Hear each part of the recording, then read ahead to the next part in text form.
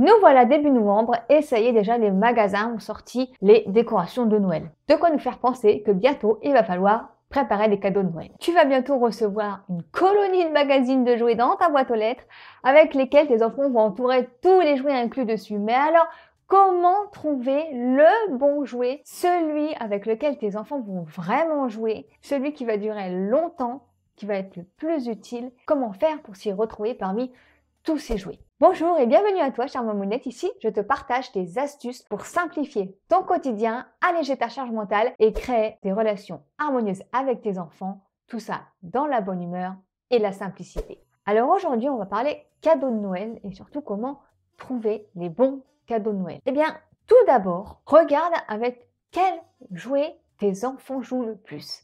Ici, chez nous, ce sont les jeux de construction. Pour moi, les jouets les plus intéressants et avec lesquels les enfants jouent le plus, ce sont les jeux de construction. Tout ce qui est Gravitrax, Lego, Magnétix, Capla, train en bois, toutes ces choses où les enfants peuvent créer leur propre univers, ça ils jouent vraiment avec parce que déjà c'est infini. En fait, à chaque fois qu'ils vont avoir leur jeu devant eux, ils vont pouvoir construire quelque chose de différent. Donc ça n'a pas de fin. Et puis ce sont aussi des collections facile à compléter. À chaque fois, vous pouvez prendre une petite extension. Il en existe souvent, par exemple, les Gravitrax. Nous, à la maison, les enfants aiment beaucoup les Gravitrax et les Gravitrax Junior parce que du coup, mon grand, il a les Gravitrax pour grand et mon petit a les Gravitrax Junior, mais ça n'empêche pas mon grand de jouer avec mon petit au Gravitrax Junior. Et ils font des boîtes d'extensions pour avoir des extensions, tout simplement, et créer encore de nouvelles choses et de nouveaux parcours. C'est vraiment intéressant de pouvoir compléter des collections plutôt que d'acheter des nouveaux jouets à chaque fois pour lesquels on n'est pas sûr qu'il va jouer avec et qui vont encombrer en plus la chambre. Ici, à la maison, ce qui est le plus utilisé, ce sont les Lego, les Gravitrax et justement les Playmag que je vais recommander au Père Noël puisque mon fils a eu une boîte pour son anniversaire et qu'il joue énormément avec, mais qu'il n'en a pas assez. Parce que c'est vraiment une petite boîte, il peut faire une petite construction, il aimerait en faire plus. Et quand son frère veut jouer avec lui, là, ça devient vraiment un ric-rac. C'est même impossible de diviser en deux et qu'il puisse vraiment faire une construction intéressante. Donc c'est sûr et certain que le Père Noël va ramener une boîte de Playmag à Noël. Alors je ne suis pas contre les jouets, mais personnellement, pour en avoir acheté beaucoup à une certaine époque, je trouve que les enfants ne jouent pas avec les jouets. Ou du moins, pas tout seul. Mon grand a toujours été énormément dans la construction quand il était petit. Il me faisait d'énormes parcours de train. Il passait ses journées à ça, à construire d'énormes parcours de train. Et il ne faisait pas rouler le train dessus, vraiment une fois. Mais ce qui l'intéressait vraiment, c'était de construire ce parcours de train. Il jouait très rarement. Pour mon plus petit, par contre, lui, il joue, mais seulement avec les voitures. Il se construit des histoires, des fois je le vois pendant une demi-heure, il peut parler et se construire des histoires avec les voitures, mais seulement avec les voitures. Avec d'autres jouets, il ne le fait pas. Alors, pour moi, ce qui est intéressant, c'est vraiment de regarder ce que ton enfant aime vraiment, avec lesquels il joue vraiment, et de prendre des jouets, du coup, tu es sûr qu'il va les utiliser. Pour ma part, je vais prendre plus de jeux de construction que de jouets. Alors oui, il aura un jouet, mais c'est suffisant d'ailleurs.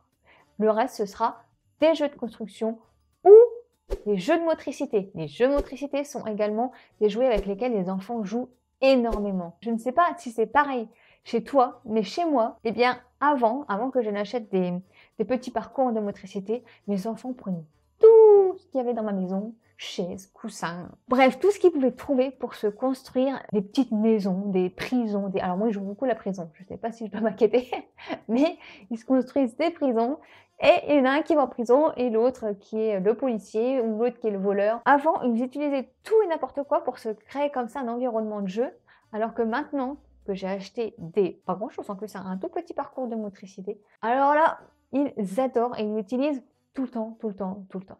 Deuxièmement, je préfère miser sur la qualité des jouets que sur la quantité. Malheureusement, à notre époque, avec la surconsommation, plus en plus de jouets sont de mauvaise qualité, avec de moins en moins de finition et qui ne tiennent pas longtemps.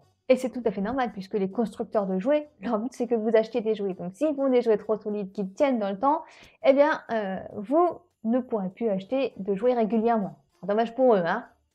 Mais heureusement, si on ne va pas dans les grandes surfaces, dans les grands magasins de jouets, on peut encore trouver des personnes qui font des jouets qualitatifs. La dernière fois, je suis allée au magasin de jouets pour trouver un jouet pour mon fils, pour son anniversaire. Je cherchais un petit camion assez costaud, propre, bien fini, avec lequel il pourrait jouer sans trop l'abîmer. Parce que forcément, il a 4 ans, il n'a pas encore la maîtrise complète de sa coordination et il peut abîmer un jouet plus facilement qu'un adulte ou même qu'un enfant plus grand. Et quand je suis arrivée dans le magasin, je me suis rendu compte que tous les camions d'enfants étaient des camions très mauvaise qualité, voire même, je me souviens, ça m'a un peu choquée, je me suis dit mince quand même. Il y avait un camion avec une voiture dessus, mais la voiture, c'était pas une voiture, c'était un papier collé par-dessus la voiture avec les dessins d'une voiture. C'est juste pas possible de nous prendre pour des, excusez-moi du mot, pour des pigeons comme ça.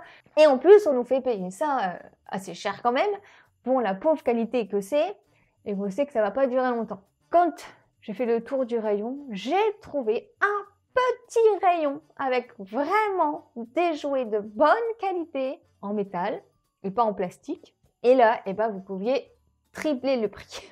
Donc maintenant, les 75% des jouets vendus aux enfants sont des jouets de très mauvaise qualité. Et si on veut un jouet de bonne qualité, il faut tripler les prix. Je préfère quand même privilégier la qualité que la quantité et miser sur des jouets qui vont durer dans le temps plutôt que de racheter régulièrement des jouets parce qu'ils cassent. Et puis encore une fois, c'est l'image qu'on donne à nos enfants. Si on achète toujours des jouets de mauvaise qualité, ça les pousse à la surconsommation. Alors que si on fait attention et qu'on prend des choses de bonne qualité et en moins grande quantité, ils auront aussi plus envie d'en prendre soin. Et puis voilà, c'est vraiment moi l'image que je veux donner à mes enfants. Alors je parlerai même pas des innombrables jouets dans les rayons bébés que je n'y vais même plus. Parce que déjà, pour commencer, un bébé ça ne joue pas. Donc, il n'est pas très utile d'acheter des jouets à un bébé. Il vaut mieux leur préparer des activités, leur préparer des choses sensorielles à toucher, à voir, à expérimenter.